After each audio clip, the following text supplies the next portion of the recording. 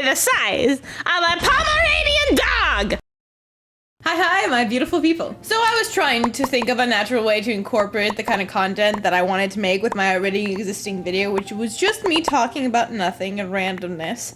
But I decided, after consideration with my friends, to just go, fudge it, you get fables, folklores, and fairy tales. That's what we're doing, and just getting right into it. If you don't like that, the door is nowhere. You're stuck with me. All right.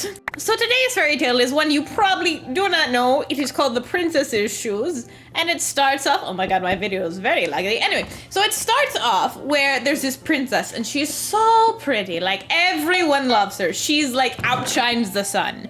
And all the men come from far and wide to try and win her hand in marriage. You know, like you do. But they come to her with flowery words. She is having absolutely none of it. Flowery the words, the more she decides she's just gonna destroy them. And even the one guy that she actually does fancy, she bullies him the most because we're literally in middle school apparently. Because in middle school, you don't know how to flirt. And the best way you can think of is if I bully them to kingdom come, maybe then they'll like me, or at least I'll be on their mind. Which is, no. Do not bully someone you like, my friends. That is the worst idea physically possible. Like, if you like someone, just be nice to them. I can't. Anyway, enough middle school drama. Suddenly, the story changes and the princess is in the field with her dog, and her dog has 2 fleas on it, and the narrator goes really weirdly, and the princess with her nimble hands caught the 2 fleas with great quickness, and I'm like, that is a weird tangent. But no, the fleas are tangent to the story. The princess looks at the fleas and in her fudged up mind thinks, ah yes, if I put these fleas in a jar full of lard and wheat, they will grow to gigantic size. And they do. Over a year time, she kidnaps these fleas from living their comfortable life on a dog, sticks them in a jar. They're probably like, okay, this is weird, but we have jar full of food, full of life, full of goodness. And over a year time, the fleas get so big that they break the jar. Now, what do you think the princess does after the fleas get so big they break the jar? What do you think the first course of action she does? Her first thought? If you didn't say shoes, then you're incorrect, because the princess looks at these 2 fleas and decides, I want a pair of shoes made from the hide of these fleas. What? I'm not joking. The princess really does look at these 2 fleas that have grown so big they've broken like a really big sizable jar, and she goes, I want to make shoes out of this. Shoes. So she calls up her butcher, because she has one, and this is how I like to imagine the conversation going. My lady, why have you called me? Shoes.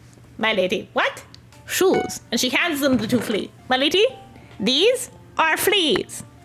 Why the are they the size of a Pomeranian dog? Shoes. My lady, I am a butcher. I cook meat, I cut pig, I cut chicken. I do not cut flea. Shoes. My lady, you can't just keep repeating the word shoe and expect me to be able to actually butcher 2 fleas. Shoes. Ah! And one traumatizing experience later for the poor butcher, she goes to the shoemaker, and this is how I like to imagine the conversation going. Hello, my lady. How are you today? I am the great shoemaker. I will make wonderful shoes for your feet. What can I do for you today?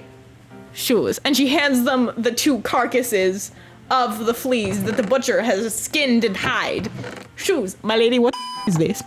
Shoes. My lady, I need to know what kind of animal this is. Shoes. My lady.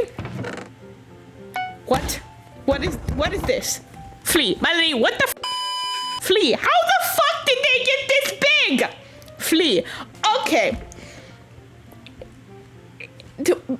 What? So the princess traumatizes 2 of her employees to get the shoes made out of flea hide, which is just really weird in general. Because have you seen a flea before? Nothing about them makes me think shoe. Ah! Okay, so I'm gonna put up a picture of a flea. See, look at it. What inspires Shu? What was she on? She looked at this. That would be a nasty ass shoe, just for starters. And number two, why did she think Shu? She's a princess. She can have whatever kind of shoe she wants. So she chooses to flee a nasty, gross, parasitic bug? That's what she chooses? I don't know why I'm getting so hung up about this. I think it's because, like, I really did feel for the poor butcher and shoemaker.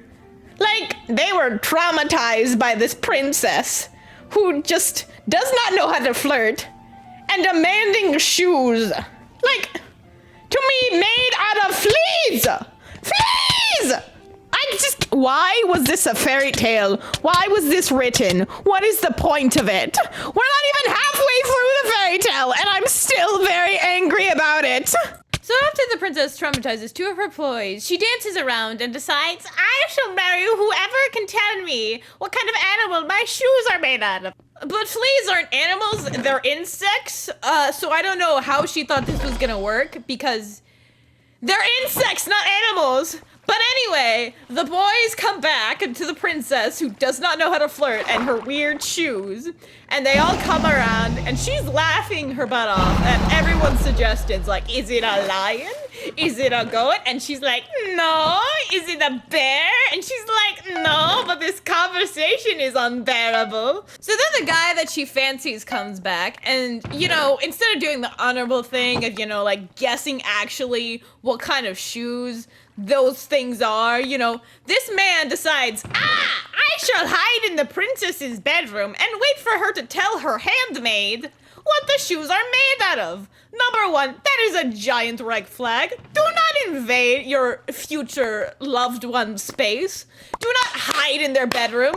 Don't do that. Don't do that. Anyway, the dude, which we will not stand, this is more of a story of not what kind of man you should not find, because, you know, you think because the princess fancies him, he's okay. He's not. He's horrible.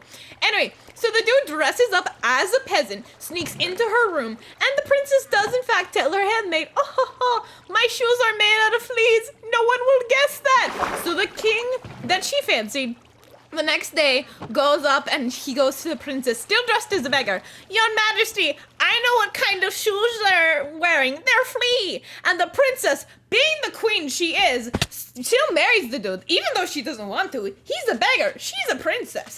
But she keeps her promises because her word was she was gonna marry whoever could tell her what kind of shoes she was wearing.